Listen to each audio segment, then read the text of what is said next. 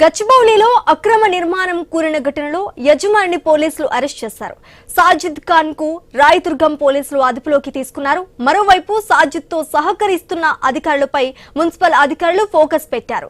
మరోవైపు building collapse ఘటనపై అధికారులు చర్యలు చేపట్టారు. అక్రమ నిర్మాణాలను అడ్డుకోనందుకు మాధాపూర్ టౌన్ ప్లానింగ్ అధికారి సంతోష్ కుమార్ ను సస్పెండ్ చేశారు. ఈ మేరకు సైబరాబాద్ మున్సిపల్ కార్పొరేషన్ ఉత్తర్వులు జారీ చేస్తుంది.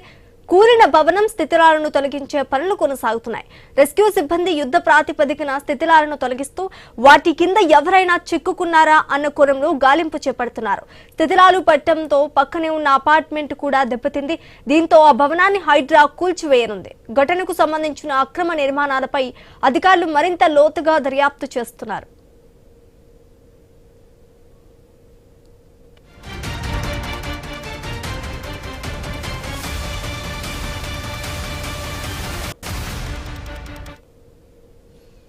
గచ్చిబౌలిలో అక్రమ నిర్మాణం కూలిన ఘటనలో యజమానిని పోలీసులు అరెస్ట్ చేశారు.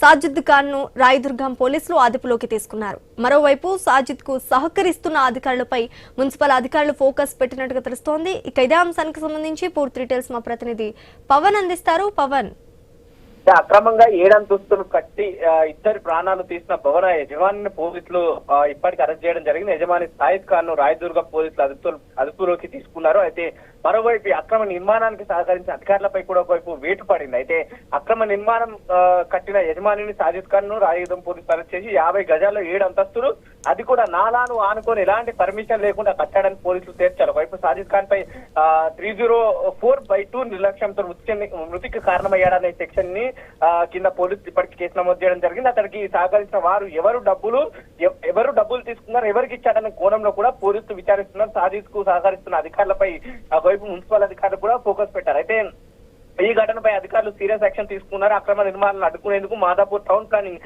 అధికారి సంతోష్ కుమార్ ను కూడా ఇప్పటికే సస్పెండ్ చేసినట్టు కూడా మనకు తెలుస్తుంది. అయితే ఈ మేరకు హైదరాబాద్ మున్సిపల్ కార్పొరేషన్ ఉత్తర్వులు జారీ చేసింది.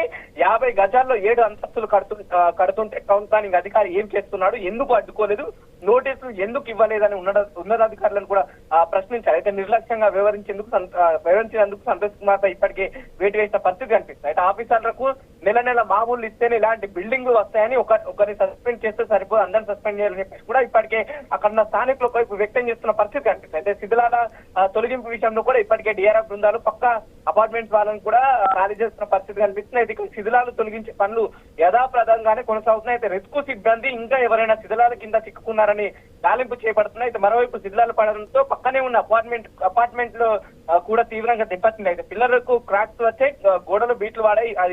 అది ఎప్పుడైనా కూలే ప్రమాదం ఉండడంతో పక్కనే ఉన్న అపార్ట్మెంట్ వాళ్ళని కూడా ఖాళీ చేపిస్తున్న పరిస్థితి కనిపిస్తుంది. అయితే ఈ యొక్క భవనమే కాదు, గచ్చిబౌలిలో మాధాపూర్ పరిధిలో ఇలాంటి అక్రమ నిర్మాణాలు ఎన్ని ఉన్నాయో అధికారులు ఇప్పటికే లోతుగా దర్యాప్తు చేస్తున్నారు. నాలా FTL బఫర్ జోన్ లో కట్టిన ప్రతి భవనాన్ని లిఫ్ట్ తీస్తున్నారా, అయితే జీవో నంబర్ 16 ప్రకారం అక్రమ నిర్మాణంపై TDR కాదు డైరెక్ట్ కూల్చివేతలు ఉంటాయని చెప్పేసి కూడా ఇప్పటికే అధికారులు స్పష్టం చేయడం జరిగింది. అయితే మొత్తంగా గచ్చిబౌలి ఘటనలో యజమాని సాజిద్ ఖాన్ ని అరెస్ట్ చేసి టౌన్ ప్లానింగ్ అధికారి సంతోష్ కుమార్ సస్పెండ్ తో పాటు అధికారులు సీరియస్నెస్ చూపించారు. శిథిలాల తొలగింపు కొనసాగుతుంది. పక్క భవనాన్ని హైడ్రా కూల్చివేతకు సిద్ధమైంది. అక్రమ నిర్మాణంపై అదే దూకుడు కొనసాగుతుందని ఇప్పటికే హైడ్రా కమిషనర్ రంగనాథ్ కూడా స్పష్టం చేయడం జరిగింది. సో చూడాలి ఏ విధంగా ఈ విషయం ఇంకా ముందు కొనసాగే అవకాశం ఉంది, ఇంకా శిథిలాల కింద ఉన్న వ్యక్తులు ఉండే అవకాశం ఉంటుందన్న అంశాలు కూడా కాస్త వేచి చూడాల్సిన అవసరం అయితే ఖచ్చితంగా ఉంది. Sreeja, right, thanks for the update Pawan.